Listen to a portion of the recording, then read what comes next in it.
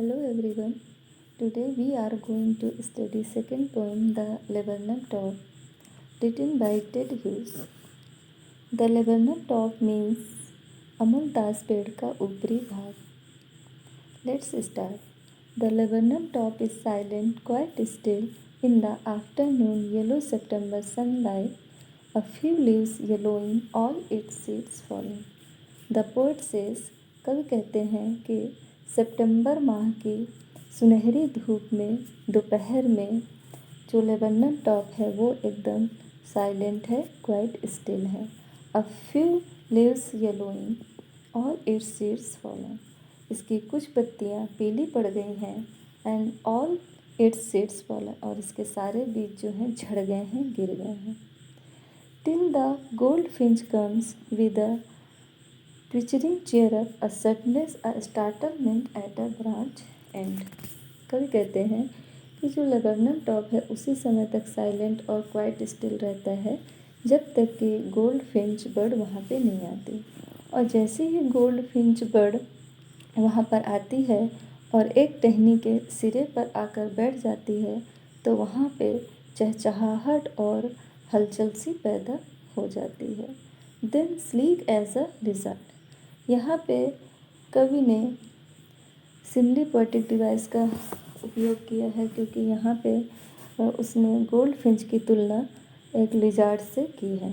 कवि कहते हैं कि फिर वह एक लिजार्ड की भांति, एक छिपकली की भांति एकदम अलर्ट, चौकस एंड एब्रप्ट, अचानक सहसा ही शी एंटर्स द थिकनेस. वह पेड़ की सघनता में, पेड़ के झुरमुट में वह एंटर करती, प्रवेश करती, घुस जाती है पेड़ के झुरमुट में. And a machine starts up.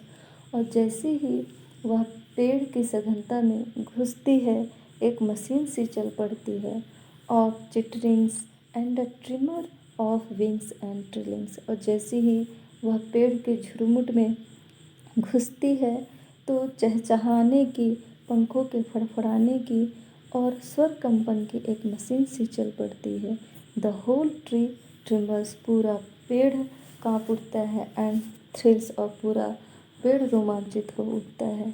It is the engine of her family. यह अपने परिवार का मुखिया है.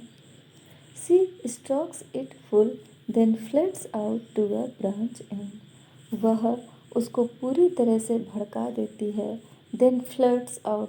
और फिर फड़फड़ाकर बाहर एक टहनी के सिरे पर आकर, ब्रांच एंड यानी एक टहनी के सिरे पर आकर बैठ जाती है. शोइंग हर बेयर्ड फेस आइडेंटिटी मास्क. और जब वह टहनी के सिरे पर आकर बैठती है तो उसका जो बेयर्ड फेस है, उसका जो धारीदार मुखौटा है, जो उसकी आइडेंटिटी मास्क है, जो उसकी पहचान है, वह दिखाई पड़ता है. Then with airy delicate whistle cheer up whispering she launches away toward the infinite. और फिर वह एक अलौकिक, कोमल, सीठी वाली चहचहाहट और फुसफुसाहट के साथ दूर अनंत आकाश की ओर उड़ जाती है. Find the laburnum subsides to empty. और जब वह दूर अनंत आसमान में उड़ जाती है तो जो लेबनम है वह फिर से शांत और सुनसान हो जाता है.